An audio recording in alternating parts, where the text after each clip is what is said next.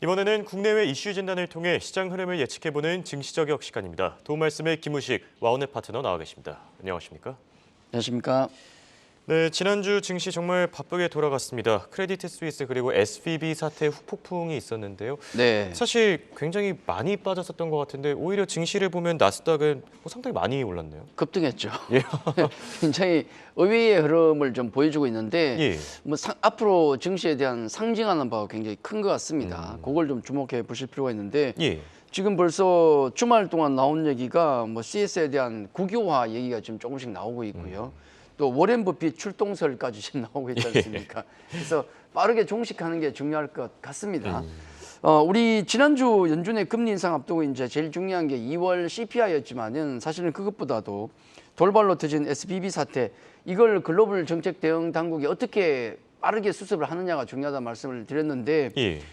CS 문제까지 유럽 쪽에서 불거지면서 글로벌 증시는 상당히 요동을 좀 보였다, 그렇게 봐야 될 것 같습니다. 이번 주 FMC 회의를 앞두고 미국 증시는 지난주에 이제 CPI 수치, 일단 이건 그 시장의 어떤 컨센을 맞춰주는 정도는 충분히 나왔었고, 다만 SVB CS 사태 같은 경우가 과연 연준의 스탠스를 바꿀 수 있을 것인가, 이번 주에 발표되는 여기에 많이 집중하면서 시장 흐름이 연동이 됐다, 그렇게 봐야 될 것 같습니다.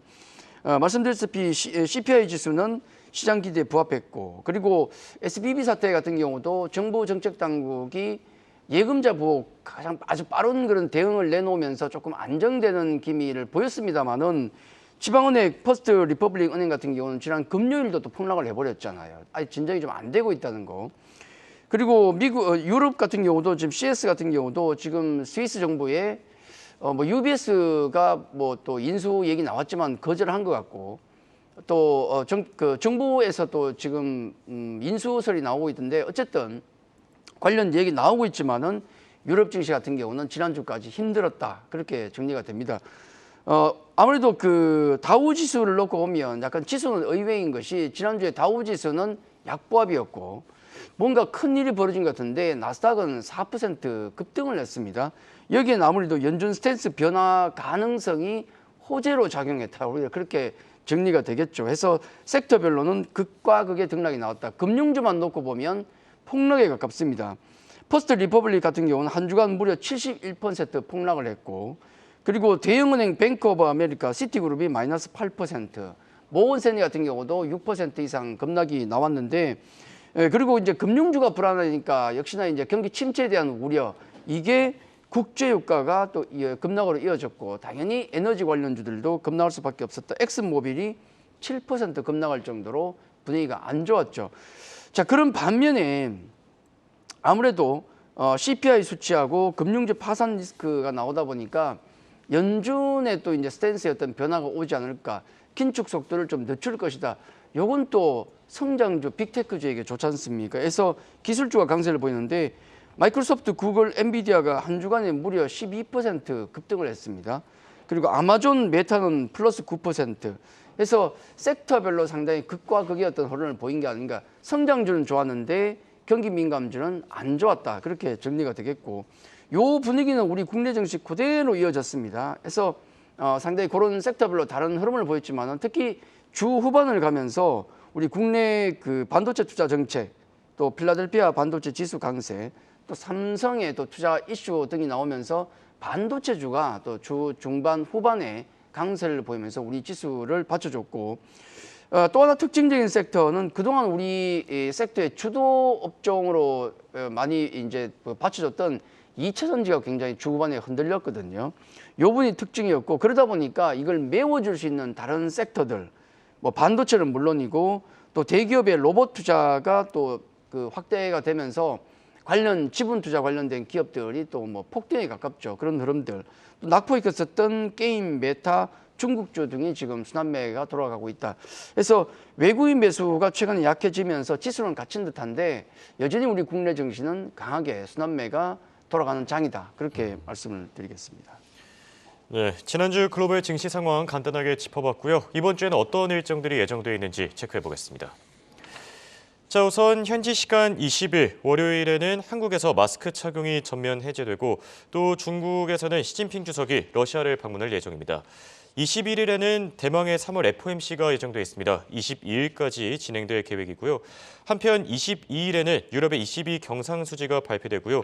23일에는 영국 쪽에서는 영란은행의 통화정책회의, 끝으로 24일 미국의 2월 내구재 주문을 비롯한 경제지표들 발표될 예정입니다.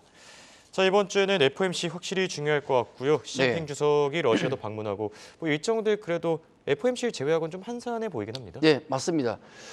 한 세 가지만 보시면 될 것 같아요. 예. 지난주도 말씀드렸지만은 이번 주 일정 중에 중요한 거 뭐 자세히 나온 건 없지만은 이 중에서 역시 정책 당국이 이번 금융위기를 어떻게 대응할 것인가, 그다음에 또 뭐 다른 기업들의 행보가 어떻게 될 것인가.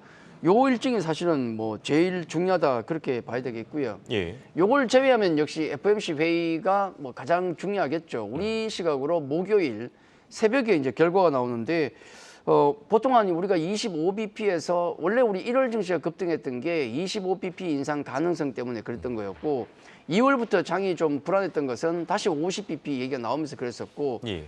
그 사이에 이제 25bp에서 50bp 정도를 보다가 지금은 또 동결해서 25bp 정도로 내려갔지 않습니까? 그렇죠. 과연 어느 정도 수치가 나올 것인가가 이번 주에 가장 중요한 포인트가 되겠고요.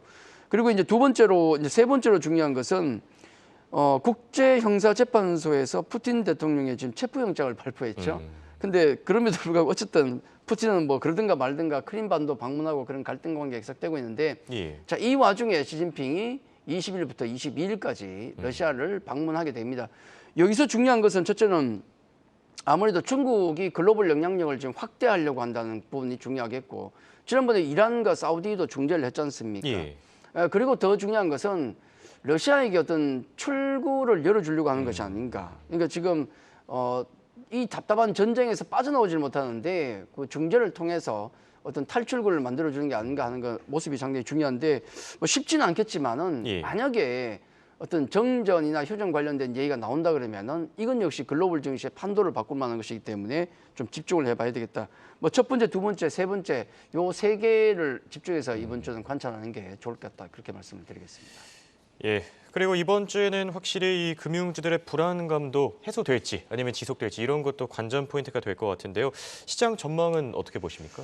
네, 방금 일정에서 나왔다시피 뭐 이번 주 시장 전망 같은 경우도 그거에 따라서 연동이 될 가능성이 높고 아마 그렇게 움직일 가능성이 높을 것 같습니다. 우선 금융 리스크의 향후 경과, 또 FOMC 회의의 결과, 시진핑 러시아 방문 후 나올 뉴스, 요거에 따라 상당한 변화가 좀 있을 것 같습니다. 예. 그래서 대부분 다 주 중반 이후 일정이 몰려있기 때문에 주 초반은 관망세, 그 이후에 시장이 좀 갈릴 가능성이 높은데 우선 그 금융 리스크 향후 경과는 뭐 우리가 어떻게 알겠습니까? 나오는 걸 봐야죠. 그래서 뭐 크레딧 스위스 같은 경우 국유화가 될지 뭐 그런 것도 좀 봐야 되겠고 과연 진짜 워렌 버핏이 발벗고 나설지 자 이런 것들이 중요할 것 같습니다.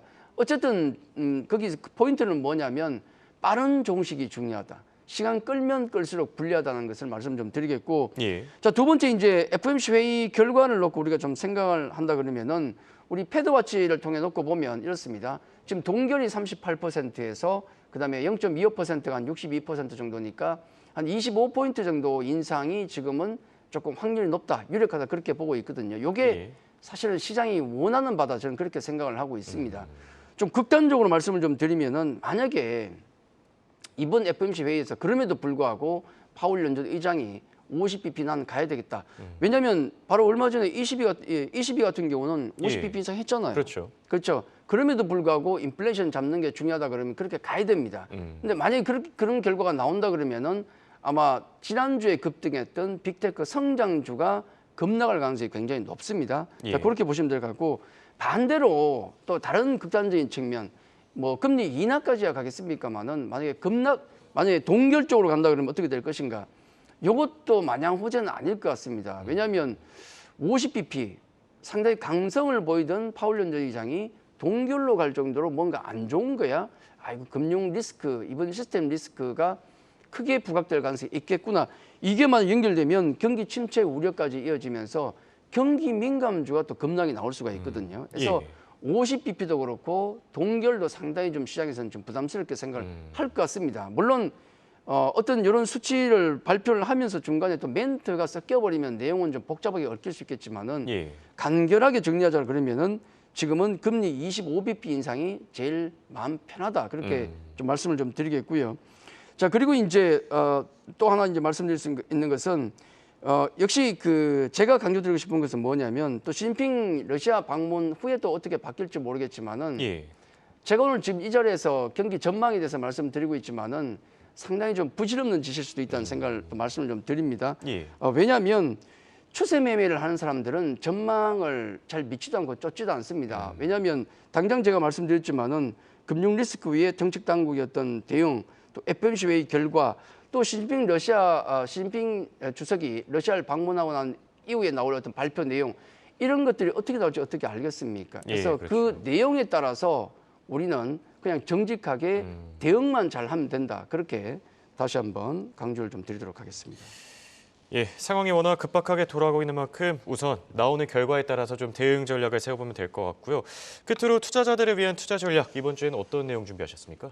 네, 우선 이제 항상 고민을 하는 게 있습니다. 예. 지금 여의도 선수들도 많이 고민을 하고 있는데 주식 투자를 할 때는 롱 세력 입장에서 보면 두 가지를 고민을 하게 됩니다. 첫째는 지금 투자를 해야 돼, 말아야 돼. 요 기준이 있겠고, 두 번째는 그러면 투자를 만약에 해야 된다면은 어느 쪽을 해야 되느냐, 여기에 대한 고민이 제일 클 것 아니겠습니까? 예. 첫째로 해야 되느냐 말아야 되느냐는 것은 제 기준으로 볼 때는 작년 12월부터 올라왔던 그 추세선의 우상향선이 아직은 살아있다. 그렇게 놓고 본다 그러면 투자는 해야 된다는 생각을 가지고 있고, 그러면 어디에 투자를 해야 되는가, 어떤 섹터에 투자를 해야 되는가는 제가 오늘 나올 그 리포트에 그림 하나가 좀 좋은 게 있더라고요. 그 그림을 통해서 보면 미국의 기준금리의 인상 이후에 동결 국면으로 갔을 때 약 3개월 동안 주가 수익률이 어디가 좋았냐가 나오는데 여기를 보면 나스닥 1등이고요. S&P 500이 2등이고 그다음에 이머징 같은 경우가 3등. 우리 코스닥이 아니고 코스피가 꼴찌로 나옵니다. 아이고. 요걸 보면 뭐냐면 결국은 성장주 빅테크주 쪽에 투자가 맞다라는 말씀을 좀 드리겠고, 아직은 맞다는 말씀 드리겠고, 다만 이런 성장주 테마주에 투자를 하시더라도 부실주에 대한 투자는 경계를 해야 된다. 왜냐하면 그 종목들 중에 상당수는 제자리에 갈 수 있기 때문에 우리 아시지 않습니까? 2020년에 개인 투자자들이 대형주로 얼마나 고생을 많이 했습니까? 그런 부분을 감안한다 그러면은 아무래도 부실주에 대한 투자는 좀 조심하자 말씀드리겠고, 섹터별로 보면은 2차 전지주가 살짝 좀 불안한데 아무래도 좀 단기 급등한 측면이 좀 있기 때문에 2차 전지주 같은 경우는 조금씩 차익 실현을 따라가는 게 맞지 않을까 하는 말씀을 좀 드리겠고, 반도체 관련주는 뭐 투자하는데 문제가 있겠습니까? 급등이 나오면서 좋은 모습을 보이는데, 다만 이제 추세선이 돌아 나오면서 대부분 종목들이 투자는 할 수 있습니다만은 다음에 나올 SK 하이닉스와 삼성전자의 실적 발표를 생각하면 얼마나 또 쇼킹하게 나올 것인가 해서 적당한 비중 조절은 좀 필요하겠고, 로봇주 같은 경우는 우리 기억하다시피 대기업들의 어떤 지분 투자가 지금 가파르게 진행이 되고 있습니다. 그래서 로봇 관련주들 같은 경우는 계속 좀 긍정적으로 보시는 게 좋겠고, 그리고 최근에 스페이스X의 한국 자회사 설립, 그리고 국회에서 우주항공 관련 세미나가 이번 주에 2차례 있는데 관련해서 항공 관련해서 우주항공 관련된 종목들, 또 마스크 전면 해제되니까 좀 답답했지만 관련주들 좀 관심 있게 보시고요. 그래서 여러 가지 이런 테마 섹터 관심 있게 보시되, 마지막 강조드릴 것은 아무리 테마주를 매매하더라도 실적 중요 안 할 수도 있겠지만은 날탕 회사는 최소한 투자를 자제하자. 왜냐하면 조만간 조금만 더 있으면은 실적 시즌 다가오기 때문에 최소한의 어떤 펀더멘탈은 조금은 체크하면서 가자. 그렇게 말씀을 드리도록 하겠습니다.